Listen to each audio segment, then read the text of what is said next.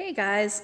All right, so we have been talking in the last couple videos about the importance of words. Very, very important to use the right word as it's defined by its definition, and how in our government and in our nation of the United States of America, things are very different from a monarchy. So today we're going to be expanding on that idea a little bit. And just for context, Joe Biden had said on January 6th that one of his goals was to restore the monarchy of American democracy.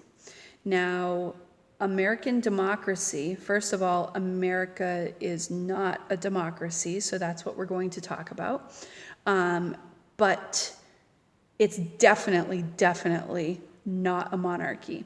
So we need to be very, very careful that we use the right words, or else we're giving power away that the citizens actually possess. So one of the reasons that I named this channel the way that I did is because citizenship is so very powerful when you live in a country like the United States of America.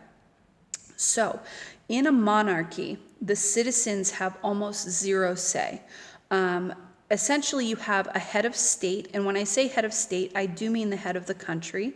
And in a monarchy, that is typically a king, but one of the other words that is used for that might be czar. In Russia, they had czars that were the kingship authority of the nation.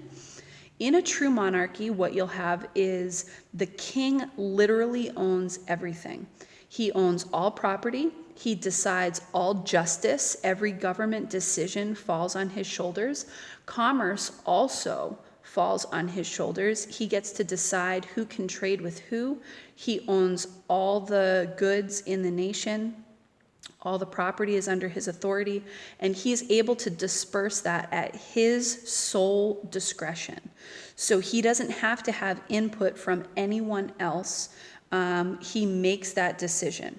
Now, typically those kings and queens, there are definitely, obviously, it could be a man or a woman, but I'm using king just for the sake of, it's a shorter word. So anyway, if you have a monarch, they have say over every aspect of government, taxation, and that's ultimately what it came down to in the United States of America. We as a nation rebelled against the King of England, and the colonists of the 13 colonies really did not like the way that the king was handling things. Now, they could have just made a document and basically started a war and said, we don't like what you're doing, we're going to make our own thing happen, and that's that. But they didn't stop there. What our founding fathers did that was so impressive was that they wrote extensive documents validating their position.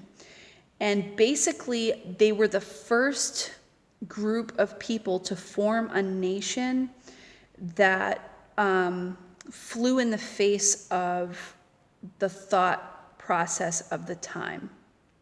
So, in ancient Rome and in ancient Greece, people had talked about democracy, but there was still a head of state. The Caesars, they really still took over in a lot of ways. I'm not going to really get into all of that right this second because it's not as relevant as this to what we're dealing with today. So in this revolution, and the reason that it was a revolutionary war was not because of the chaos or the war itself. The revolution was a revolution of thought. So the thinking was absolutely being changed overnight. Now, what happened was that King George was considered to be a mad king. Some people called him the Mad King. He was a little bit nuts. He did a couple of crazy things. And because he did some crazy things, the people over in England were not too happy with him. And a lot of his nobles that he had appointed were kind of afraid that if he kept on taxing the common people over in England, they were going to have a coup and get him out of his position and just kill him. and appoint a different king. So what they encouraged and what he did was they instead taxed the colonists, the citizens of his country, of England, that were living in the United States of America. At that time, it was just called the Americas. So he decided to tax and make people here pay for things that they never had to pay for in England. One of the most specific things he did was the Stamp Act. And in the Stamp Act, they basically charged packets of tea. So because he was king, all the ships that flew under the British flag and under British law were actually owned by the king. So he could say what went on it, what came off of it. He would even say who could be captain. He had to give his permission. The king had to give that permission in order for the commerce to take place. So when the Boston Tea Party happened, basically the citizens of America were being charged a tax on tea that the citizens of the same country in Great Britain did not have to pay. That would be like if you lived in Virginia and if you were in Richmond, you didn't have to pay a tax on your property, but if you were living over in the mountains in the Shenandoah Valley, then you would have to pay property taxes. So it doesn't really make sense if one group of people that have the same status are being charged something and the other people are not. It was an unfair rule. In order to show how upset they were, we have the Boston Tea Party. So the reason I'm saying this is because people act like it was about tea. It was not really about tea. What the men did was they boarded a British merchant ship under the flag of the king, and they dumped all the tea into Boston Harbor. The salt water ruined the leaves of the tea, and it couldn't be sold. So essentially, they were saying that we don't recognize the authority of this king over this ship, over this land, or over this commerce, this product that was being traded in their ports. Funny little side note, this is actually why in the United States we are more coffee drinkers than tea drinkers, because the merchants that lived in the port cities along the East Coast when it was the 13 colonies, they had very strong relationships with the ships that were coming from the Caribbean. We would get sugar and rum from the Caribbean, and something the Caribbean had plenty of was coffee. So people could buy the coffee off of the ships and they wouldn't have to pay an extra tax. Whereas if they bought tea off of the British ship, they had to pay extra taxes. So it comes down to being taxed, and what the colonists felt was unnecessary. But this really, I just wanted to, I know that's a little bit of a side note, but that's me. I'm a dork. I like the rabbit trails and the stories in the middle. So basically, I'm boiling this down because I want to get back to the definition of our nation. Now, if we call the United States of America a democracy, it is very much like geometry. If you hate math, you can cover your ears for about 30 seconds. Because basically calling the United States of America a democracy is like calling a square a rectangle. Technically, you're right. A square is a kind of a rectangle, but it's really not a specific enough example of what that represents.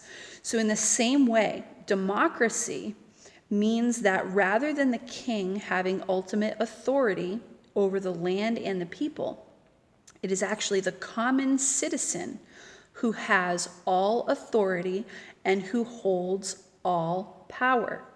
That's exactly why I named this channel the way that I did, because citizenship is so very, very precious.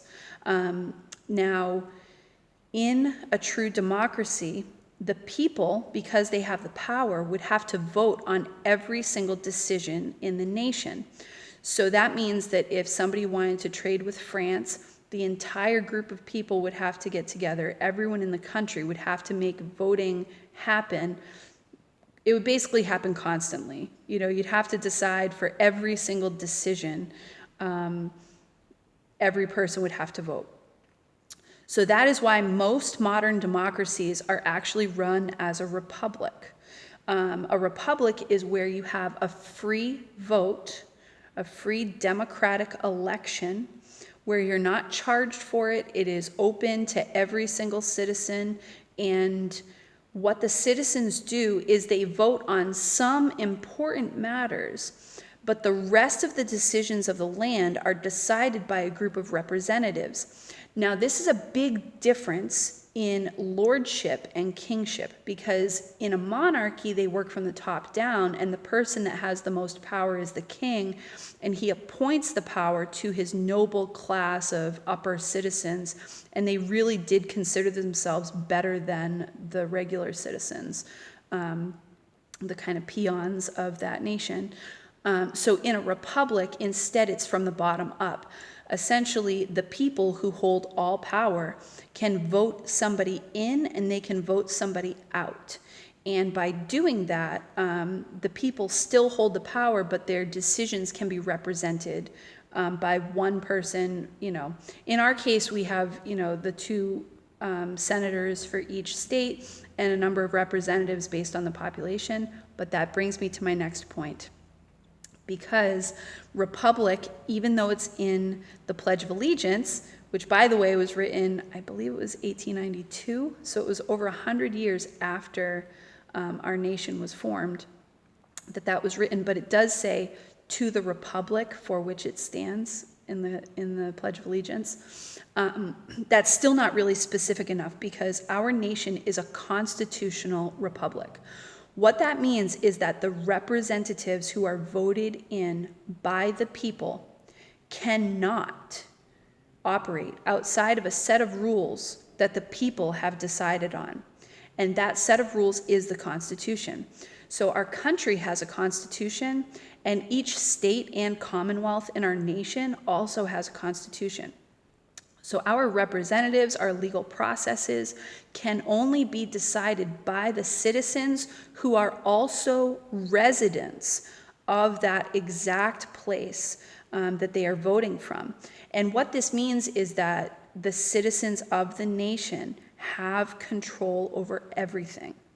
So it becomes dangerous if we allow someone to call themselves a monarchy, or we allow ourselves to believe that somebody was put into power to represent their own beliefs, because they are not intended to represent their own beliefs or policies when they are representing their state. It is all about representing the beliefs and the policies of the citizens that put them into that role. So, I think that's been long enough, but I will get back to you guys with another video about this topic very soon. I look forward to hearing from you and hope you enjoy the government side of this, because I am fascinated by how all this works and I love talking about it. So if there's a subject that you'd like to hear more about, please let me know. I'll catch up with you guys soon. Bye.